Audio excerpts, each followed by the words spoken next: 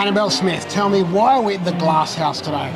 We are here for the School Sport Victorian Awards for 2021, and I'm very excited to be handing out awards today. Finally, we've got you here as one of the presenters. You get to pose with photos, you love selfies, and we love to take photos of kids, but how good is it just watching these students excel in their sport and be here with the smiles on their faces?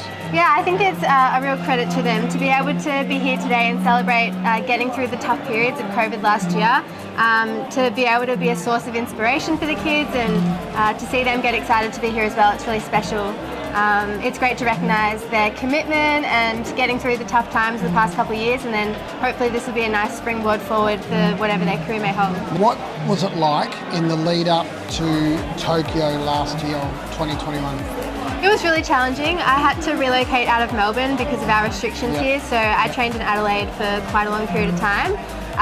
But in my head, I always had that goal, just make it as far as you can, try and get on that Olympic team, and all this hard work and sacrifice will be worth it, because that's proven itself across other times in my career. So I had that goal in the front of my mind, and I was going to do whatever it took to put myself in the best position to make it. So it was hard. I missed home a lot. It was difficult not having that support network that I was used to, but you know, I've had a pretty long career, so I knew what it took, and to finally be able to get over to Tokyo and compete in another Olympic Games was, yeah, a memory that I'll forever remember, a very unique experience. Very true. I think you've underestimated how much effort you had to put in, because your training partner wasn't in the state, you couldn't travel to train with your partner. You also had the added extra of events being cancelled in the lead up, the trial events, so you basically were underprepared in a sense, but getting there was an achievement itself. What's the short term next for Anabelle Smith? What's the next 1 or 2 years look like for you?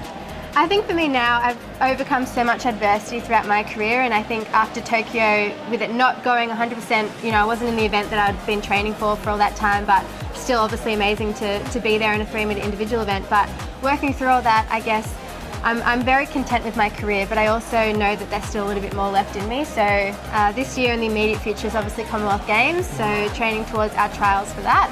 And then again, as I do after every major competition, I'll reflect and see if I still have that in me to keep going towards Paris in 2024.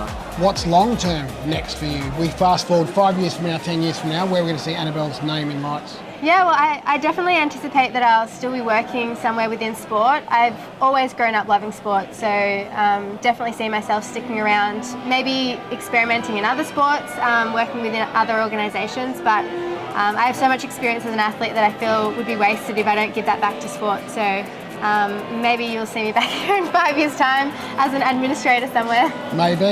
You are a talent. Maybe you'll try tennis, because Ash Barty's retired now, so maybe you give that a go. It's so good to have you here. It's awesome to just watch you, and we're going to keep championing Anabelle Smith as she continues on this road to the Com Games, and maybe even see you at 2026. We'll see. Thank you. Thanks very much.